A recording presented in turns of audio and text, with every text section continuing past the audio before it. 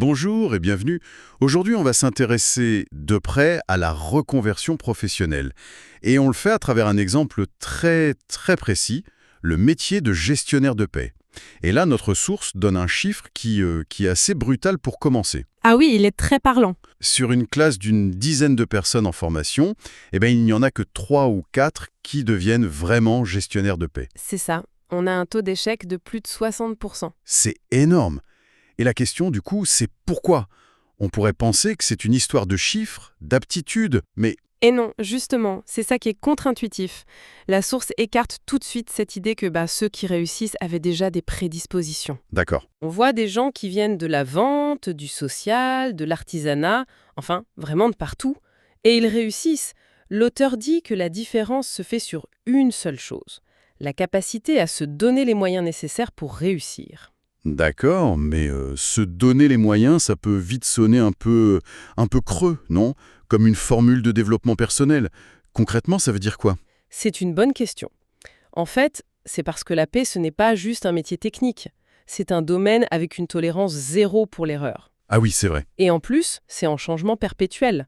La législation évolue tout le temps, la moindre erreur peut coûter très cher. D'accord, je vois. La vraie difficulté, ce n'est pas tant de comprendre une règle à un instant T, c'est de s'engager mentalement à vivre dans ce flux constant, cette rigueur absolue. C'est là que l'article parle de prise de conscience. Et cette prise de conscience, comment on la définit? C'est juste un déclic où on se dit « allez, j'y vais à fond » C'est un peu plus profond que ça. Ce n'est pas seulement se dire « je peux le faire ». C'est vraiment le moment où on arrête de se voir comme un débutant en reconversion. Ah, d'accord, une question d'identité. Voilà. Et où on commence à penser comme un futur gestionnaire de paye. L'identité professionnelle, elle change avant même que la technique soit parfaite.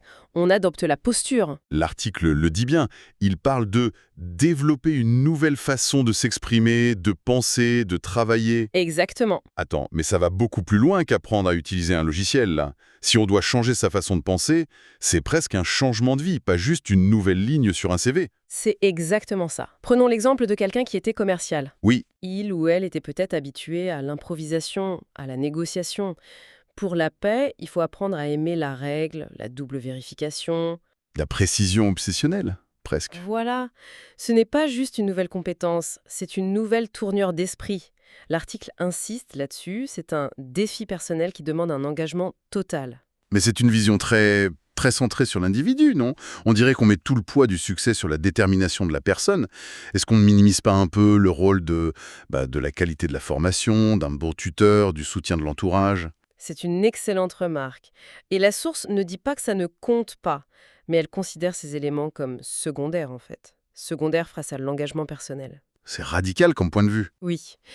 L'argument, c'est que vous pouvez avoir le meilleur formateur du monde. Si cette transformation mentale n'a pas lieu chez la personne, l'échec est probable. C'est la conviction interne qui permet d'utiliser les outils qu'on nous donne. D'accord. Et tout ça, ça nous amène à la conclusion de l'article qui résume parfaitement l'idée. Le succès est souvent à la portée de ceux qui osent s'investir pleinement dans la réalisation de leurs objectifs. Donc, pour synthétiser, le message clé ici, c'est que le principal obstacle, ce n'est pas le CV d'avant. C'est le manque d'engagement dans ce processus de transformation. La capacité à changer sa propre logique de travail, c'est ça la vraie clé. Et ça soulève une dernière question pour moi.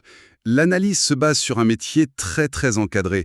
La paye c'est carré, les règles sont claires, le chemin est balisé. Oui, tout à fait. Mais est-ce que cette idée que la détermination prime sur tout le reste, est-ce qu'elle s'applique de la même manière partout? Où veux-tu en venir? Pour une reconversion vers un métier plus créatif ou managérial, un domaine où il n'y a pas un seul bon chemin pour réussir, est-ce que cette ténacité suffit? C'est une excellente piste de réflexion pour finir. La question reste ouverte.